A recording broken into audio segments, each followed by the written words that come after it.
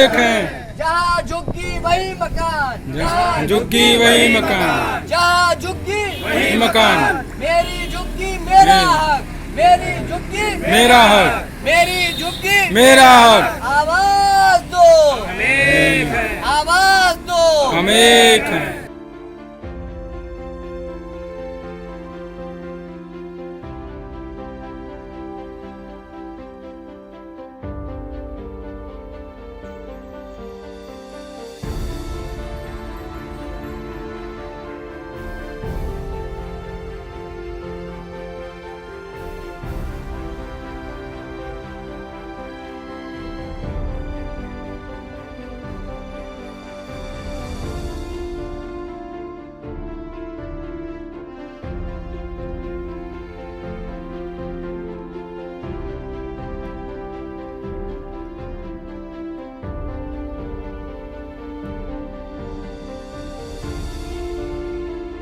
लेकिन जो हमारे दर्शक देख रहे हैं उनको मैं बताना चाहूँगा कि हम आखिर यहाँ पर क्यों इकट्ठा हुए हैं। दिल्ली में जो रेलवे कॉलोनीज हैं उनको जबरन खाली कराया जा रहा है। सुप्रीम कोर्ट की तरफ से फैसला आया है, हम पूरा सम्मान करते हैं सुप्रीम कोर्ट का कि आप सौंदर्यीकरण कर रहे हैं या रेलवे पटरियों का विस्तार कर रहे हैं, बिल्कुल ठीक है। लेकिन कम से कम जो वहाँ पर गरीब 20 साल 30 साल से रह रहा है, आपको उनका भी ध्यान रखना चाहिए। ये हमारे माननीय सुप्रीम कोर्ट से बहुत ही विनम्र निवेदन है कि वो उन गरीबों का भी ध्यान रखें। ज़्यादातर और जैसा कि राज्य सरकार, केजरीवाल सरकार और मोदी सरकार दोनों ने कहा है कि उनका पूरा ख्याल रखा जाएगा। तो हम चाहते हैं कि जब कोई कमेटी बने तो उन जो झुग्गी झोपड़ी वाले हैं उनको भी वहाँ पर बुलाया जाए ताकि वो खुद की बेहतरी के लिए एक उसमें अहम योगदान दे सकें।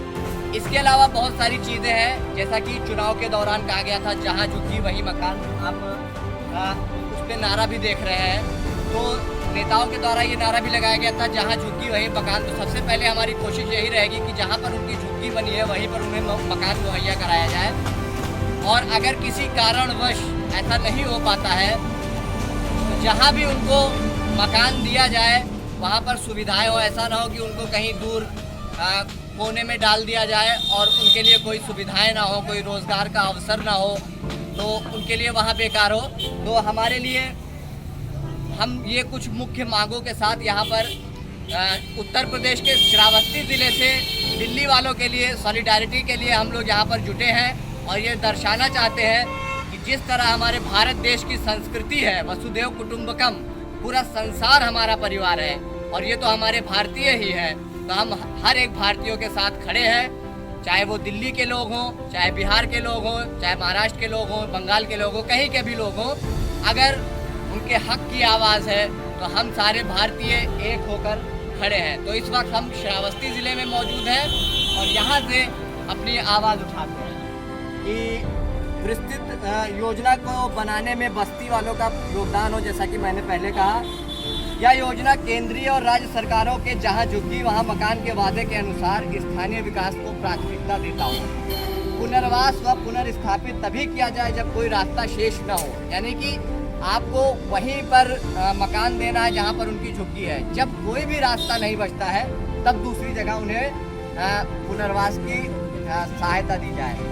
और पुनर्वास तभी हो जब सामाजिक मूलभूत सुविधाएं वहां पर हो। जैसा कि मैंने कहा कि किसी कोने में न डाल दिया जाए, उन्हें ऐसी जगह पर बसाया जाए जहां पर उनके लिए मूलभूत सुविधाएं हों, जहां पर वो रोजगार कर सके, जहां पर उनके बच्चे पढ़ सकें, इस तरह से हो। रेलवे आश्वासन दे, जिस तरह से सबको पता है कि हम सब यहाँ पर मास्क लगाकर खड़े हैं, कोरोना का काल चल रहा है और इसी बीच बस्ती खाली कराने का आदेश दिया गया है। तो रेलवे ये सुनिश्चित करे कि इस कोरोना काल में वो बस्ती को खाली नहीं कराएंगे, क्योंकि हम वैसे भी अपने घरों से नहीं निकल पा रहे हैं कोरोना की वजह से, और जिनको बस्तियां खाली करा के जो बेघर हो जाएंगे वो इस कोरोना काल में कहाँ जाएंगे। रेलवे आश्वासन दे कि 4 सप्ताह के बाद भी प्रक्रिया पूरी होने पर जबरन बेदखली नहीं होगी और DUSIB 2015 नीति के अनुसार कोई भी पुनर्वास 5 किलोमीटर से अधिक दूरी पर न हो। आर्थिक अक्षमता के कारण कोई परिवार पुनर्वास के लिए वर्जित हो, यानी जो गरीब है उनको मकान ना मिला, जो थोड़ा हैसियतदार है, किसी की जान पहचान है, उनको मकान मिल गया, ऐसा भी नहीं हो। सबको बराबर से उनका हक मिलना चाहिए।